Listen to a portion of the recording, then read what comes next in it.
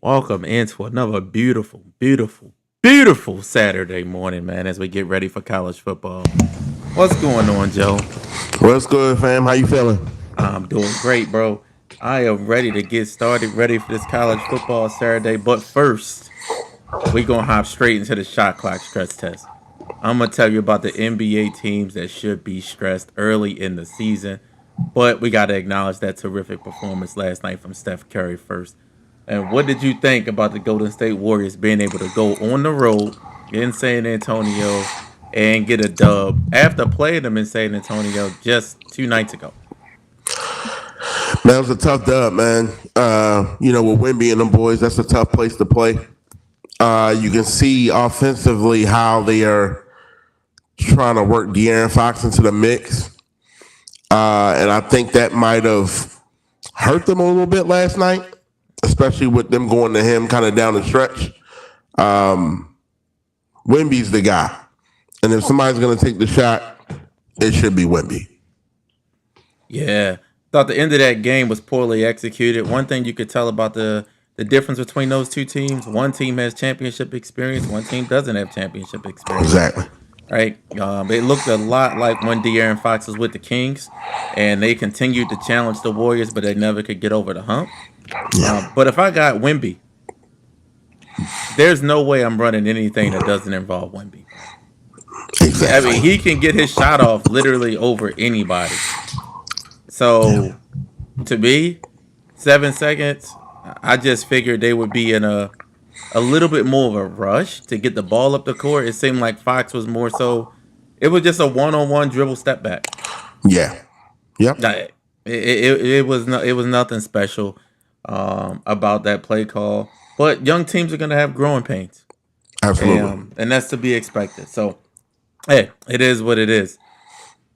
All right, so we're gonna hop into the shot clock stress test, man. I'm gonna make this really quick, make this really efficient for you guys. Sacramento Kings loses a five straight.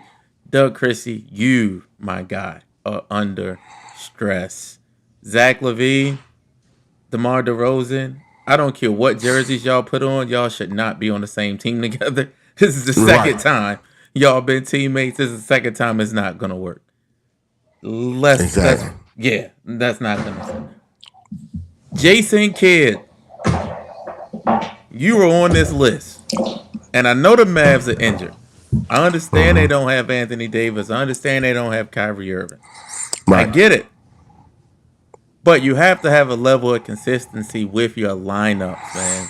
Yeah. Because one day Klay Thompson plays 20 minutes, the next day Brandon Williams plays 30 minutes, PJ Washington plays like D'Angelo Russell, Cooper Flag.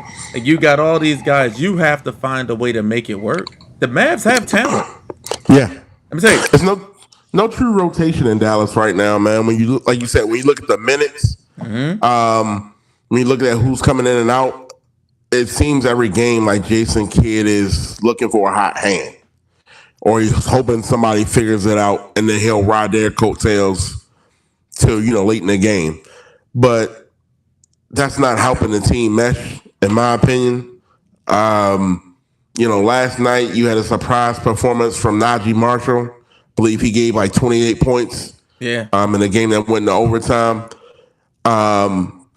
Then I think D'Lo had like 25 or something like that. But who's the best player? Who's the go-to guy? Like, where's the system? It just seems like it's kind of all over the place right now. So, and I get it. You're missing AD, you're missing Kyrie, but you got to have some type of familiarity there so those guys can gel. Yeah. Spot on take. Dallas is in trouble. 3-10, loses a three straight. Over the last 10 games, they're 2-8. They have way too much talent to have a record like that. Yeah. That's obviously looking out west. Coming out east, it's gonna surprise you, man. The person that's under the most duress and the most stress out east, I'm not even gonna put it on a team. I'm gonna just put this on one single guy, Jalen Brown. Jalen Brown, Yeah. you asked, you told us, basically, you were the number one option. You were the Eastern Conference MVP.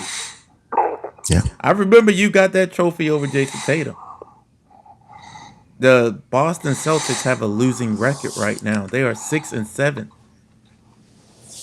And Yeah. he's averaging exactly what he averaged when Tatum was healthy. Jaylen Brown was supposed to take his game to the next level this year. He was supposed to be 26 to 30 points per game. That's what he was Easy. supposed to be. Yep. Shot attempts are there. It's his team. He's the number one option. Instead, Peyton Pritchard, Derek White, Simons, like these guys are having to elevate their game, and still we're looking at a 6-7 record for the Boston Celtics. And like you said, the shot attempts are there, but the quality of the shots isn't there. I feel like Jaylen Brown is unsure of what type of player he wants to be. If he wants to be a 3-point shooter, if he wants to be a slasher, he doesn't know what his go-to is yet. You know, I feel like he's better in that mid post where he can drive or pull up. But when you watch them play, he wants to just hang out behind the 3-point line for whatever reason. And it's like, dude, without Jason Tatum, you should be going to the rack at will. With his athletic ability, there's no reason Jaylen Brown shouldn't be shooting 8+ free throws a game. Easily. No reason. And that also has a lot to do with coaching as well. Winning the championship, putting up 43s a game. A lot of guys fall in love with that. Unfortunately, in today's NBA, that's really the way to go. Yeah. And it's coming back to haunt them right now. And the Boston Celtics 6-7 right now would be on the outside of the entire playoff picture, not even in a play-in. Right? They would be the 11th seed. Yeah. Not even a play-in team right now. And looking at the standings, if I look at 7 through 10, Toronto, Chicago, Orlando, and Miami, Boston's not better than either. Like those 4 teams are all better than Boston right now. Yeah. I believe Boston actually. I mean, I know it's early in the year. I mean, we're not even. It's an 82 game season. We 13 games in. Yeah. So I don't want to overreact, but if I'm just looking at how rosters are constructed right now and how these teams have been playing through the first couple weeks, I can easily see the Boston Celtics missing the playoffs this year. Yeah. And I don't know how surprised we would be at that, with knowing they was going to be without Tatum for the season. But I think we expected to see a better brand of basketball from them than what we're seeing. Yeah. I don't even think it's the surprise piece. I feel like I am surprised because I think Jaylen Brown should have taken the next step. Like with Tatum out, Brown should 27. Like I'm saying 26 points per game. Without Tatum, he really should be getting 27 plus every single night. Yeah. He should be in the MVP conversation. But instead, the Celtics are taking a step back. And you got to think about it too. There's no Drew Holiday. There's no Porzingis there now. Al Horford's gone. So a lot of what they got away with last year, and they're probably like the flaws were covered up some. Now they're getting exposed because those kind of, I'm not going to call them star players, but they were highly valuable role players, aren't there anymore to kind of cover up some of that stuff. Now it's literally just him, Derek White, and Simons. Yeah. Who's still getting adjusted to that system. So. Yep. And hey, what's going on, Cass? I ain't even see Cass hop in here. Hey, what's good? Another one, man, and this is the last one, and then we'll hop over to your blazing picks for college football. The Memphis Grizzlies. We talked about Memphis last week. Yeah. My stance has not changed on Memphis at all. And I'm going to couple that with the Clippers. Because the Clippers are another one of those teams. They're sitting 4-8 right now.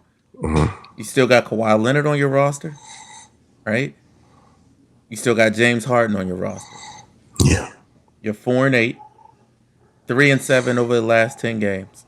Right now, they would not be in the playoffs. They would not be in the play-in. Okay. Yeah. So, what direction are the Clippers looking to go long term? I don't think they know. Because if you think about it, they traded their future away a long time ago when they traded away Shea. That was probably the top draft pick they've had in the last, 8-9 years, maybe. So you figure they kept restocking a roster with vets instead of bringing in some of the younger guys, mixing them in, kind of this is going to be the guy waiting type of situation.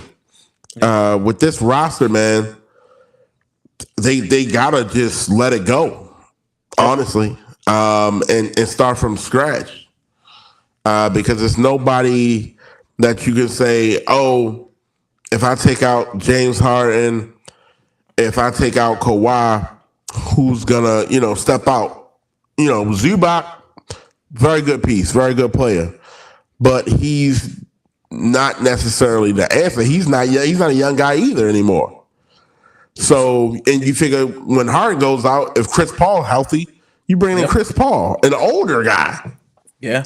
So, I think they need to start looking at, probably getting some more draft capital back and just start over, man, because that team's not winning the championship.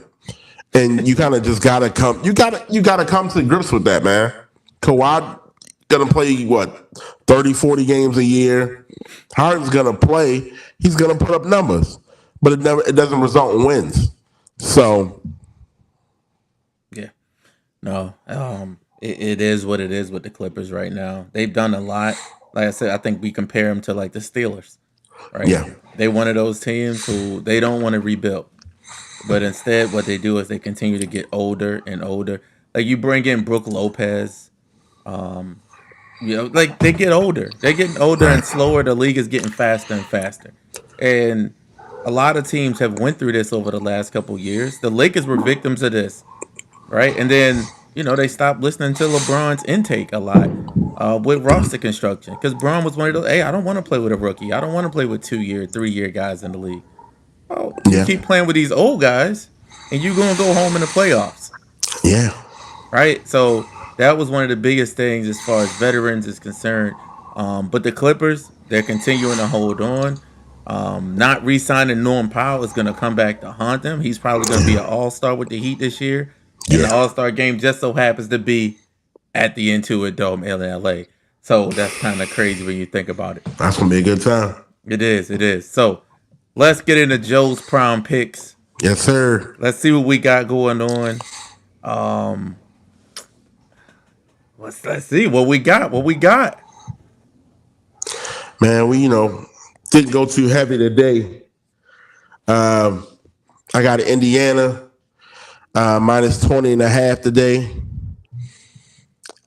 Texas A&M minus 6.5. And then I have Michigan on the money line. So, nothing too crazy today. Is there a team that we're not looking at, a dog that we're not seeing right now that could possibly rise up today, pulling up? Today, I think that Arkansas and LSU game is going to be interesting. Ever since Petrino has been at the helm, in Arkansas, they've been a lot better. Mm-hmm. We talked earlier about Death Valley not really being a Death Valley we knew. So I can see Arkansas possibly on the upside. I think it's going to be a close game. I think FanDuel had a spread at 4.5. So I wouldn't be surprised if Arkansas covered that. Yeah. No, I'm with you. And as we can see your picks up on the screen right now, Indiana 20.5, A&M minus 6.5, and Michigan money line. I think those are gonna all be good picks. The biggest thing, the one pick up there that scares me just a little is the Michigan game. That Michigan game still has me a little worried, but I'm gonna ride with you. You 2-1 on the season. You own one on your dogs because Mississippi State blew it against Texas a couple weeks ago. Oh, my God, bro. Kill me. But you're telling the people today you like Arkansas.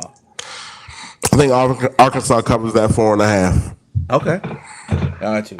So for me, a couple picks today that I like personally.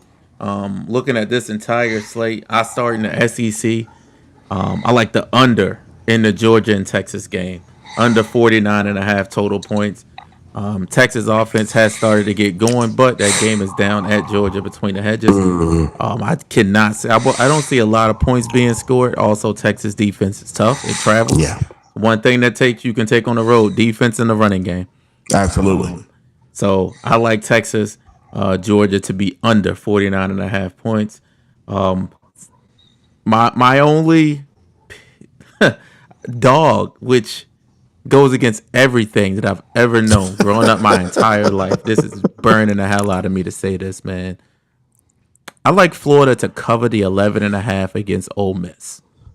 I like Florida to cover the 11.5 against Ole Miss because, see, what happened. See, this is what's been going on to give people a little backstory. Ole Miss has told Lane Kiffin, we'll write you a blank check. LSU's told Lane Kiffin, you got a blank check. You get whatever you want. Name the price.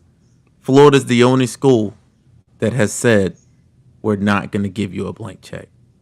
You're still going to stay within the parameters Right. financially of what we can afford and what we want to pay you. Well, we know where he ain't going. I believe Lane's going to try to go out there today and beat the Gators by 25, 30 points to show them that they want to write that blank check. Yeah. But I'm going to tell you, man, as a this is the college football fan. The Gators are 3-6. They don't get blown out a lot. Nah, they don't. They play tough defense. And offensively, they're a very physical team. Yeah. So if they can take care of the football, they can play defense. I think 11.5 is a really big number to cover, especially in a primetime slot, even though it is at Ole Miss, the Grove. I still believe Florida covers 11.5. And Lane is probably going to be sitting there at either LSU or Ole Miss next season. Because apparently, financially, money-wise, Florida's not willing to just open up a checkbook. Ole Miss might show out today, but we'll see. Like you said, We'll see. Anything else, man? What else you got? College football-wise, anything else you would think, hey, watch out for this team? Obviously, it's a lot of playoff scenarios, games with playoff implications. Alabama, Oklahoma, Texas, Georgia, Ole Miss, Florida, playoff implications. A&M hosting South Carolina. The SEC is going to be very, very busy today. right.